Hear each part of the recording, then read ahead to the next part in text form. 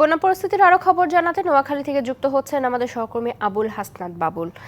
বাবুল, নোয়াখালীতে এখন কি পরিস্থিতি দেখছেন? সবচেয়ে বেশি দুর্ভোগ আসলে এখন কিসের জানাবেন?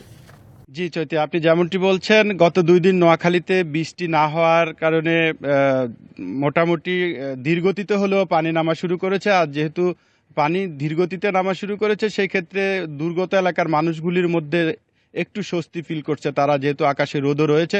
পানি উন্নয়ন বোর্ড সূত্রে আমরা যেটুকু জানতে পেরেছি, গত 2 দিনে বৃষ্টি না হয় নোয়াখালীতে প্রায় 12 সেন্টিমিটার পানি কমেছে। তিনি এমনটি জানিয়েছেন প্রধান নির্বাহী প্রকৌশলী যিনি রয়েছেন। অপরদিকে দুর্গত এলাকাগুলিতে এখন যে সমস্যাটি সৃষ্টি হচ্ছে সেটি হচ্ছে যে পানি দীর্ঘ কয়েকদিন আটকা পড়ে যাওয়াতে পানিগুলি এখন দূষিত হয়ে যাচ্ছে। যে দূষিত পানিতে মানুষ বিভিন্ন রকম চর্মজনিত রোগ এবং জ্বর, সর্দি, কাশি, তারপরে ডায়রিয়াজনিত রোগে অর্থাৎ পানিবাহিত রোগে তারা আক্রান্ত হচ্ছেন।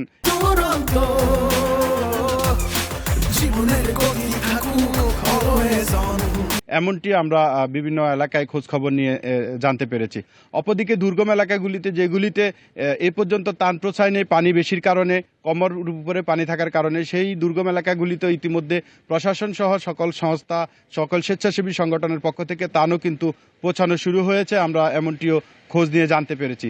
পাশাপাশি হচ্ছে যে নোয়াখালীর যেই পানি বন্দির অবস্থা, যে পানি দিয়ে ধীরগতিতে নামছে, নোয়াখালীতে বেগমগঞ্জ উপজেলা থেকে শুরু করে নোয়াখালী জেলা শহর মাইজদি এবং কবিরহাট কোম্পানিগঞ্জ উপজেলা সহ সব কয়টি উপজেলার জন্য বিগত আওয়ামী লীগ সরকারের আমলে একটি 600 কোটি টাকা ব্যয়ে একটি খাল খনন করা হয়েছিল, যেটি নোয়াখালী খাল নামে পরিচিত।